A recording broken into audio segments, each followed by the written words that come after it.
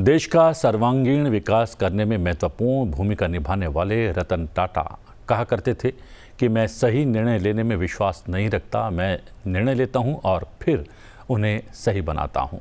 सुप्रभात, मैं हूं प्रतिबिंब शर्मा आपके साथ। सबसे पहले नजर मुख्य गतिविधियों पर।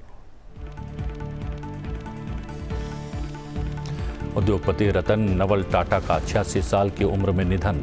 मुंबई के ब्रिच कैंडी अस्पताल में ली आखिरी सांस। राष्ट्रपति, प्रधानमंत्री सहित कई हस्तियों ने प्रकट किया शोक। प्रधानमंत्री नरेंद्र मोदी आज से 2 दिन की लाओस यात्रा पर। वियंतियाने में 21वें आसियान भारत शिखर सम्मेलन और 19वें पूर्वी एशिया शिखर सम्मेलन में लेंगे भाग। आसियान देशों के अन्य राष्ट्राध्यक्षों के साथ भारत और आसियान के बीच सभी क्षेत्रों में संबंधों की प्रगति की करेंगे समीक्षा। आज युवा भारत का आत्मविश्वास भारत के भविष्य की नई कहानी है, बोले प्रधानमंत्री नरेंद्र मोदी। वीडियो कॉन्फ्रेंसिंग के जरिए महाराष्ट्र में 7,600 करोड़ रुपए से अधिक की लागत वाली विभिन्न विकास परियोजनाओं की रखी आधारशिला। राज्य के 10 सरकारी चिकित्सा महाविद्यालयों का किया उद्घाटन। नागपुर स्थित डॉक्टर बाबा साहब अंबेडकर अंतर्राष्ट्रीय हवाई अड्डे के उन्नयन के लिए रखी आधारशिला। शिरडी हवाई अड्डे पर नए एकीकृत टर्मिनल भवन की रखी नींव। प्रधानमंत्री गरीब कल्याण अन्न योजना और अन्य कल्याणकारी योजनाओं के तहत कैबिनेट ने वर्ष 2028 तक निःशुल्क फोर्टिफाइड चावल की आपूर्ति जारी रखने को दी मंजूरी। गुजरात के लोथल में राष्ट्रीय समुद्री विरासत परिसर का किया जाएगा विकास। राजस्थान और पंजाब के सीमावर्ती क्षेत्रों में 2,280 किलोमीटर सड़कों के निर्माण को भी मिली मंजूरी। भारत ने श्रीलंका को 82 रनों से हराकर महिला T20 विश्व कप में लगातार दूसरा मुकाबला जीता। भारतीय टीम ने 20 ओवर में 3 विकेट पर 172 रन बनाए। हरमनप्रीत कौर ने नाबाद रहते हुए श्रीलंका के खिलाफ 27 गेंदों में 8 चौके और 1 छक्के की मदद से खेली 52 रन की तूफानी पारी। भारत के दिग्गज और मशहूर उद्योगपति रतन टाटा अब नहीं रहे। 86 साल के रतन टाटा का बुधवार देर रात मुंबई के अस्पताल में निधन हो गया। मुंबई के ब्रिच कैंडी अस्पताल में उन्होंने आखिरी सांस ली। बढ़ती उम्र से जुड़ी तकलीफों के चलते उन्हें अस्पताल में भर्ती कराया गया था। रतन टाटा का जन्म ब्रिटिश राज के दौरान तत्कालीन बॉम्बे में हुआ। कॉर्नेल विश्वविद्यालय से वास्तुकला में उन्होंने स्नातक की डिग्री हासिल की। 1970 के दशक में रतन टाटा को टाटा समूह के प्रबंधकीय पद पर लाया गया। रतन टाटा ने मार्च 1991 से दिसंबर 2012 तक टाटा समूह की अगुवाई की। टाटा समूह को नई ऊंचाइयों पर पहुंचाया। उन्होंने टाटा ग्रुप को नमक से लेकर सॉफ्टवेयर तक बनाने वाली कंपनी बनाया। उनके नेतृत्व में टाटा समूह ने कई बड़ी कंपनियों का अधिग्रहण किया। टाटा समूह आज देश के सबसे बड़े औद्योगिक घरानों में से एक है। वर्ष 2000 में देश का तीसरा सर्वोच्च नागरिक सम्मान पद्म भूषण से उनको सम्मानित किया गया। वर्ष 2008 में उन्हें भारत के दूसरे सबसे बड़े नागरिक सम्मान पद्म विभूषण से सम्मानित किया गया। प्रधानमंत्री नरेंद्र मोदी ने रतन टाटा के निधन पर शोक व्यक्त किया है। उन्होंने एक्स पर अपने शोक संदेश में कहा, श्री रतन टाटा जी का सबसे अनूठा पहलू बड़े सपने देखना और दूसरों को कुछ देने के प्रति उनका जुनून था। वो शिक्षा, स्वास्थ्य सेवा, स्वच्छता, पशु कल्याण जैसे मुद्दों को आगे बढ़ाने में सबसे आगे रहे थे। पीएम मोदी ने कहा कि रतन टाटा ने भारत के सबसे पुराने और प्रतिष्ठित व्यापारिक घरानों में से एक टाटा समूह को स्थिर नेतृत्व प्रदान किया। प्रधानमंत्री ने कहा कि अपनी विनम्रता, दयालुता और हमारे समाज को बेहतर बनाने के प्रति अटूट प्रतिबद्धता के कारण वो कई लोगों के प्रिय बन गए थे। रतन टाटा का पार्थिव शरीर आज सुबह 10 बजे से शाम 4 बजे तक दक्षिण मुंबई स्थित राष्ट्रीय कला प्रदर्शन केंद्र में लोगों के अंतिम दर्शन के लिए रखा जाएगा। उनका अंतिम संस्कार राजकीय सम्मान के साथ किया जाएगा। प्रधानमंत्री नरेंद्र मोदी आज से लाओस की राजधानी वियंतियाने की 2 दिवसीय यात्रा पर रहेंगे। उनकी ये यात्रा लाओ पीपल्स डेमोक्रेटिक रिपब्लिक के प्रधानमंत्री सोनेक्से सिफांडोन के निमंत्रण पर हो रही है। इस दौरान वो 21वें आसियान भारत शिखर सम्मेलन और 19वें पूर्वी एशिया शिखर सम्मेलन में हिस्सा लेंगे। विदेश मंत्रालय ने बताया कि लाओ पीपल्स डेमोक्रेटिक रिपब्लिक के प्रधानमंत्री सोनेक्से सिफांडोन के निमंत्रण पर प्रधानमंत्री मोदी अपनी यात्रा के दौरान 21वें आसियान भारत शिखर सम्मेलन और 19वें पूर्वी एशिया शिखर सम्मेलन में हिस्सा लेंगे। लाओस दक्षिण पूर्व एशियाई राष्ट्रों के संगठन आसियान का वर्तमान अध्यक्ष है। लाओस के अपने समकक्ष सोनेक्से सिफांडोन के निमंत्रण पर प्रधानमंत्री नरेंद्र मोदी 10 से 11 अक्टूबर को लाओस की राजधानी वियंतियाने का दौरा करेंगे। इस दौरान प्रधानमंत्री नरेंद्र मोदी लाओस की मेजबानी में होने जा रहे 21वें आसियान भारत शिखर सम्मेलन और 19वें पूर्वी एशिया शिखर सम्मेलन में हिस्सा लेंगे। दोनों शिखर सम्मेलनों के दौरान प्रधानमंत्री मोदी के द्विपक्षीय बैठकें भी करने की उम्मीद है। विदेश मंत्रालय ने कहा कि भारत में इस वर्ष एक्ट ईस्ट नीति का 1 दशक पूरा हो रहा है। आसियान के साथ संबंध एक्ट ईस्ट नीति और हमारे हिंद प्रशांत दृष्टिकोण का केंद्रीय स्तंभ है। मंत्रालय ने कहा कि आसियान भारत शिखर सम्मेलन हमारी व्यापक रणनीतिक साझेदारी के माध्यम से भारत आसियान संबंधों की प्रगति की समीक्षा करेगा और सहयोग की खातिर भविष्य की दिशा तय करेगा। आसियान के 10 सदस्य Indonesia, Malaysia, Philippines, Singapore, Thailand, Brunei, Vietnam, Laos, Myanmar और कंबोडिया हैं। The mentioned Prime Minister will be traveling to Vientiane in Lao PDR for the 21st ASEAN India Summit and the 19th East Asia Summit. At the invitation of His Excellency Prime Minister Sifandon of Lao PDR, the visit will be over 10th and 11th of October.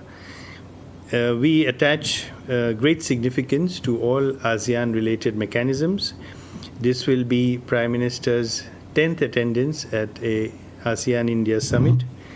And you will recall that even in 2023, just before he was to host the G20 summit, he made the effort to attend the ASEAN-India Summit in Jakarta.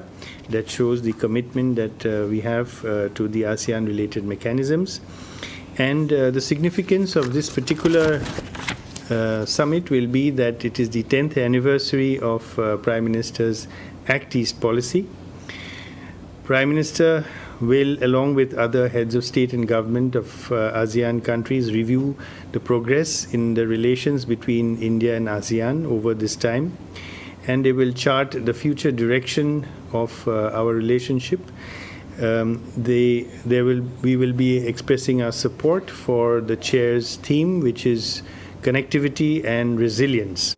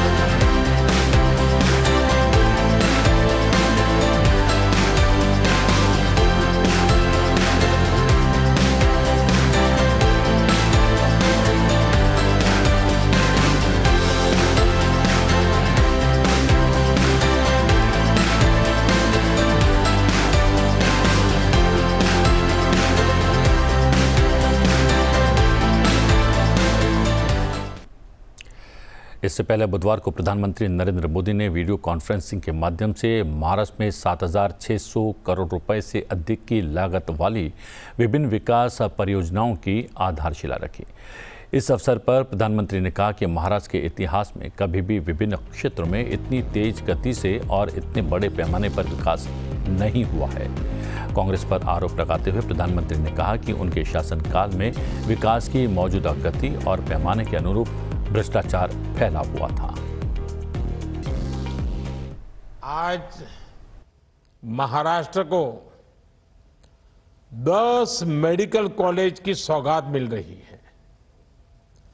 Nagpur airport के आधुनिकीकरण और विस्तार का काम, Shirdi airport के लिए एक terminal building का निर्माण, आज इंफ्रास्ट्रक्चर से जुड़े इन 2 अहम प्रोजेक्ट्स का शिलान्यास भी हुआ है। मैं इन सभी विकास कार्यों के लिए महाराष्ट्र के लोगों को बहुत बहुत बधाई देता हूं। अभी पिछले हफ्ते ही मैं ठाणे और मुंबई गया था। यहां मेट्रो समेत 30,000 करोड़ के प्रोजेक्ट्स के शुभारंभ का अवसर मुझे मिला। इसके पहले भी अलग अलग जिलों में हजारों करोड़ की विकास परियोजनाएं शुरू हुई हैं। कई शहरों में मेट्रो का विस्तार किया जा रहा है, कहीं एयरपोर्ट को अपग्रेड किया जा रहा है, तो कहीं सड़कों और हाईवे से जुड़े प्रोजेक्ट्स तेज गति से आगे बढ़ रहे हैं। Infrastructure, solar energy, textile park से जुड़ी परियोजनाएं लॉन्च की गई हैं। किसानों, पशुपालकों के हित में नई पहल की गई है। महाराष्ट्र में देश के सबसे बड़े कंटेनर पोर्ट वधावन पोर्ट की नींव रखी गई है। इस अवसर पर प्रधानमंत्री नरेंद्र मोदी ने कहा कि सरकार ने मेडिकल शिक्षा को सुलभ बनाया है। इससे महाराष्ट्र के युवाओं के लिए नए अवसरों के दरवाजे खुल गए हैं। अब महाराष्ट्र के युवा मराठी भाषा में मेडिकल की पढ़ाई कर सकते हैं। उन्होंने कहा कि महाराष्ट्र के युवाओं के हितों को ध्यान में रखते हुए ये भेदभाव भी खत्म किया गया है। पिछले 10 वर्ष हमने देश के विकास के लिए आधुनिक इंफ्रा बनाने का एक महायज्ञ शुरू किया। 3 अफ्रीकी देशों अल्जीरिया। आज हम सिर्फ बिल्डिंग नहीं बना रहे हैं, हम एक स्वस्थ और समृद्ध महाराष्ट्र की नींव रख रहे हैं। एक साथ 10 नए सरकारी मेडिकल कॉलेजों की शुरुआत, ये केवल 10 नए संस्थानों को तैयार करना नहीं है, ये लाखों लोगों के जीवन को बेहतर बनाने का महायज्ञ है। ठाणे, अंबरनाथ, मुंबई, नासिक, जालना, बुल्ढाणा, हिंगोली, वाशिम, अमरावती, भंडारा और गढ़चिरौली, ये मेडिकल कॉलेज इन सभी जिलों में और आसपास के क्षेत्रों में लाखों परिवारों की सेवा का केंद्र बनेंगे। इनके चलते महाराष्ट्र में 900 मेडिकल सीटें बढ़ रही हैं। अब महाराष्ट्र में मेडिकल सीटों की संख्या लगभग 6,000 हो जाएगी। इस बार लाल किले से देश ने संकल्प लिया है।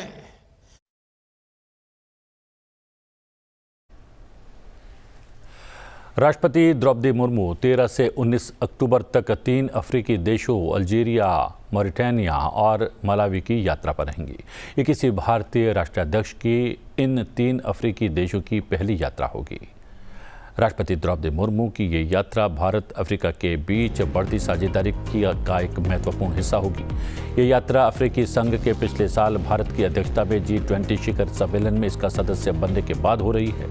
राष्ट्रपति द्रौपदी मुर्मू की 3 देशों की यात्रा का पहला चरण अल्जीरिया से शुरू होगा, फिर मॉरिटानिया और मलावी में खत्म होगा। राष्ट्रपति द्रौपदी मुर्मू अल्जीरिया राष्ट्रपति अब्देलमजीद तैब्बोने के निमंत्रण पर 13 से 15 अक्टूबर तक अल्जीरिया का दौरा करेंगे। उनकी यात्रा का अगला चरण मॉरिटानिया होगा। वो मॉरिटानिया के राष्ट्रपति मोहम्मद औलद शेख अल गज़ौनी के साथ बैठक करेंगे, जिसके बाद वो संस्कृति, विदेश कार्यालय संस्थानों, विदेश कार्यालय परामर्श और राजनयिक और आधिकारिक पासपोर्ट धारकों के लिए वीज़ा छूट समझौते से संबंधित 4 समझौता ज्ञापनों पर हस्ताक्षर करेगी। वो वहाँ भारतीय समुदाय को भी संबोधित करेंगी। राष्ट्रपति द्रौपदी मुर्मू मलावी के राष्ट्रपति के निमंत्रण पर 17 अक्टूबर को मलावी पहुंचेंगी। वो उनके साथ गुप्त वार्ता भी करेंगी। इसके बाद राष्ट्रपति द्रौपदी मुर्मू एक व्यापारिक कार्यक्रम को संबोधित करेंगी और वहाँ भारतीय प्रवासियों से मुलाकात करेंगी। The importance of the visit has to be seen in the context of Africa as a continent and how India wishes to engage and looking at having a stronger partnership with Africa. It's a reflection of India-Africa growing partnership. It is coming at a time when African Union has become a permanent member of the G20, which during India's presidency of the G20 last year, and now it's a full member. Africa constitutes 54 countries, and this is the core of the Global South. And as you know, the Prime Minister has taken a lot of interest in driving the Global South agenda. Voice of the Global South has been meetings have been happened over the virtual format, last 3 occasions in which the agenda of the development was put in the forefront of the global discourse. At the invitation of President of People's Democratic Republic of Algeria, His Excellency Mr. Abdelmajid Tebboune, Honorable Rashtrapati Ji will be undertaking a state visit to Algeria from 13 to 15 October 2024. This will be the first ever visit by the President of India to Algeria, and a visit at the level of head of state or head of government after 39 years. Also, this visit would be taking place within a month after President Tebboune's swearing in for his second term in office. As Secretary Yar just mentioned, coming to the context of this visit, I will focus primarily on Algeria, and I want to stress that India and Algeria have very strong bonds of friendship. Our relations have been warm and cordial. We supported each other's freedom movements and struggle against colonialism. Algeria, as you know, is the largest country in Africa and also has one of the largest economies in Africa. The trade, economic and cultural relations between India and Algeria have seen significant growth in recent years. भारतीय नौसेना और रक्षा बलों की निगरानी क्षमताओं को बढ़ावा देने के लिए सुरक्षा मामलों की कैबिनेट समिति ने 2 परमाणु पनडुब्बियों के स्वदेशी निर्माण और अमेरिका से 31 प्रीडेटर ड्रोन खरीदने के बड़े सौदों को मंजूरी दे दी है। योजनाओं के अनुसार भारतीय नौसेना को 2 परमाणु ऊर्जा चलित हमलावर पनडुब्बियां मिलेंगी, जो भारतीय महासागर क्षेत्र में अपनी क्षमताओं को कई गुना बढ़ाने में मदद करेंगी। विशाखापट्टनम में शिप बिल्डिंग सेंटर में 2 पनडुब्बियों के निर्माण का सौदा लगभग 45,000 करोड़ रुपए का होगा और इसमें लॉर्सन एंड टूब्रो जैसी निजी क्षेत्र की फर्मों की प्रमुख भागीदारी होगी। ये सौदा लंबे समय से लटका हुआ था और भारतीय नौसेना इसे आगे बढ़ा रही थी, क्योंकि ये पानी के नीचे की क्षमताओं के अंतराल को भरने के लिए एक महत्वपूर्ण आवश्यकता थी। इस एडवांस्ड टेक्नोलॉजी वेसल प्रोजेक्ट के तहत बनने जा रही सबमरीन उसी स्थान पर अरिहंत श्रेणी के तहत बनाई जा रही 5 परमाणु सबमरीन से अलग है। सुरक्षा मामलों की कैबिनेट कमेटी की ओर से मंजूर की गई दूसरी बड़ी डील दोनों सरकारों के बीच विदेशी सैन्य बिक्री अनुबंध के तहत अमेरिकी जनरल एटॉमिक्स से 31 प्रीडेटर ड्रोन खरीदने की है। इस सौदे को 31 अक्टूबर से पहले मंजूरी मिलनी थी, क्योंकि अमेरिकी प्रस्ताव की वैधता उस समय तक थी और अब इस पर अगले कुछ दिनों में ही हस्ताक्षर होने जा रहे हैं।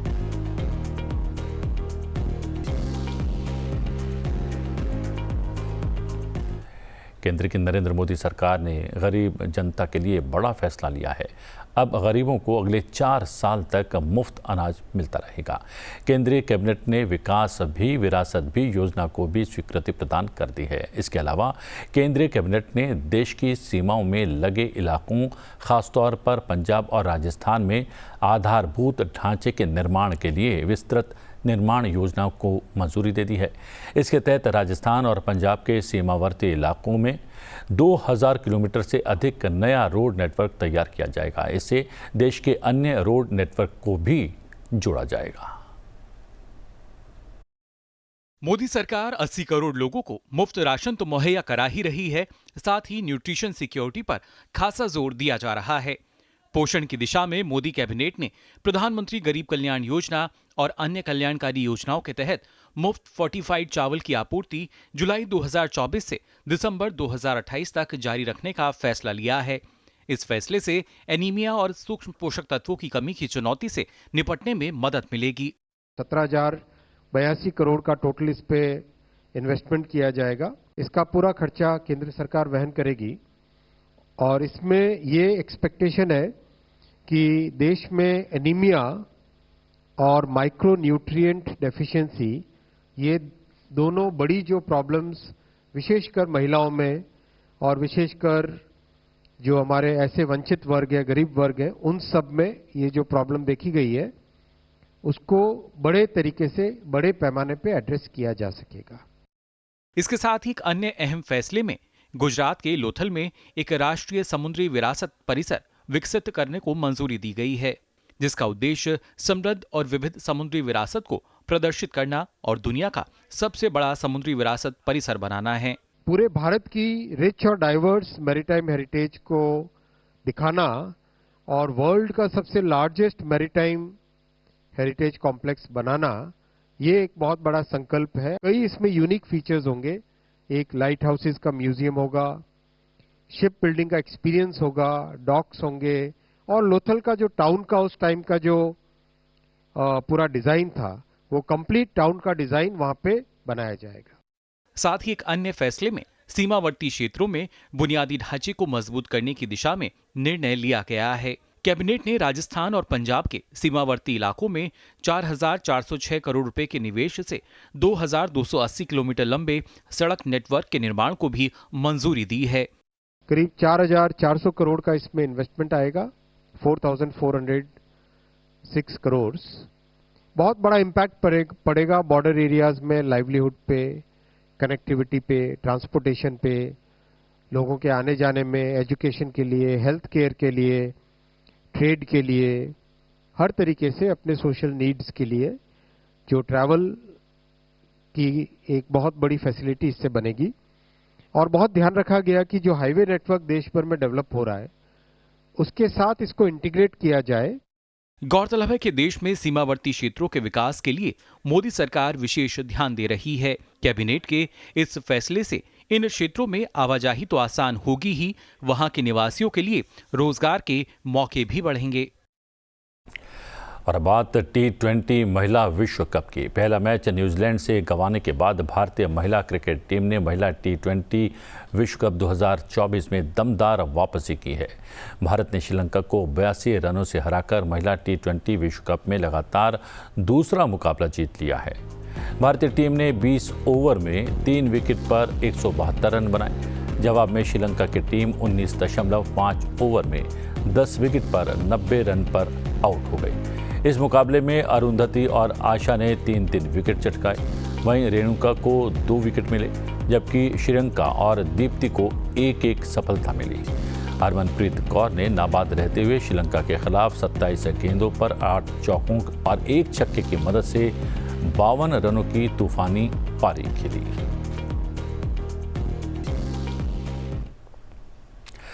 नवरात्रोत्सव में देश भर के माता मंदिरों में भक्तों की भारी भीड़ उमड़ रही है। गुजरात की राजधानी गांधीनगर के वरदायिनी माता मंदिर में भी भक्त बेहद श्रद्धा के साथ दर्शन कर रहे हैं और करें भी क्यों ना।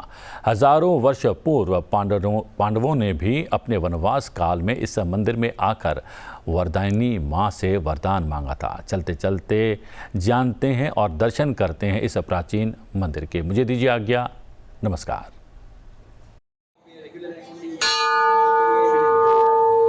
ये मैं गांधीनगर गुजरात में हूँ।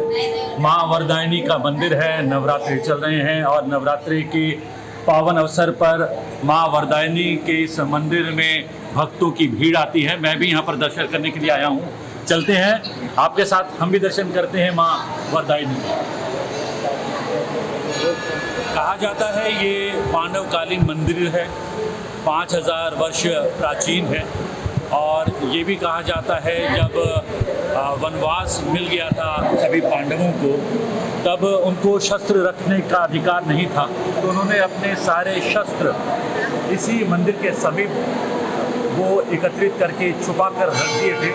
यहाँ पंडित जी हैं, पंडित जी से भी जानने का प्रयास करते हैं इस मंदिर की प्राचीनता के बारे में और कितनी मान्यता है इस मंदिर की भी, वो भी जानते हैं।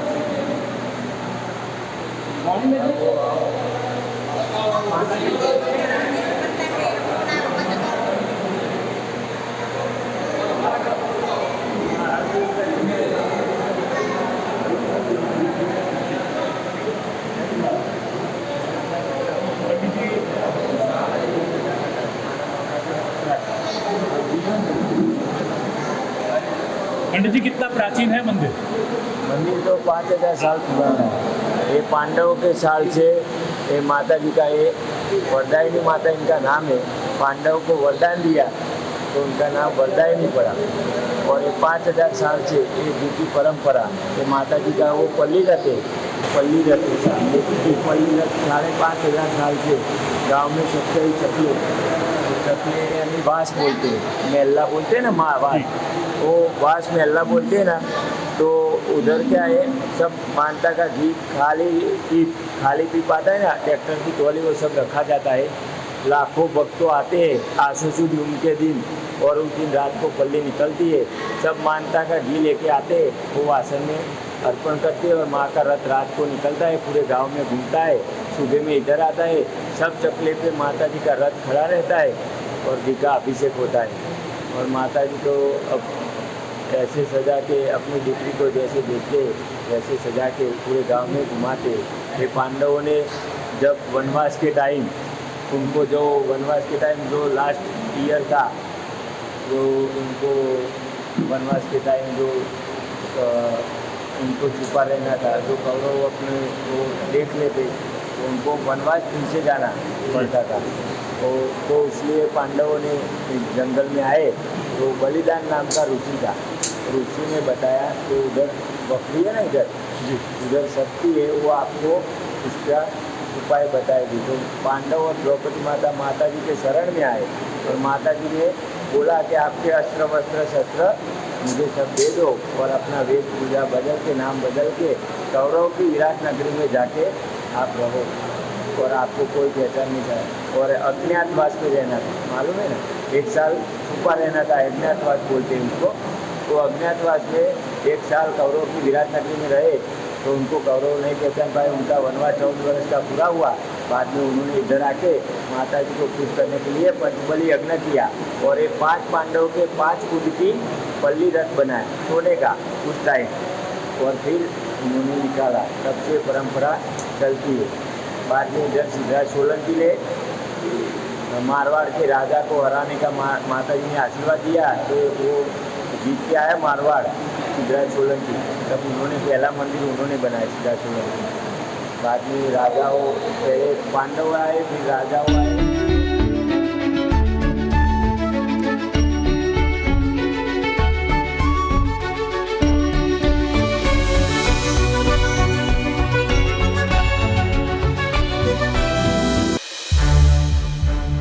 संसद टीवी के और भी प्रोग्राम्स देखने के लिए सब्सक्राइब करें हमारा YouTube चैनल और हाँ, इन्हें लाइक और शेयर करना ना भूलें।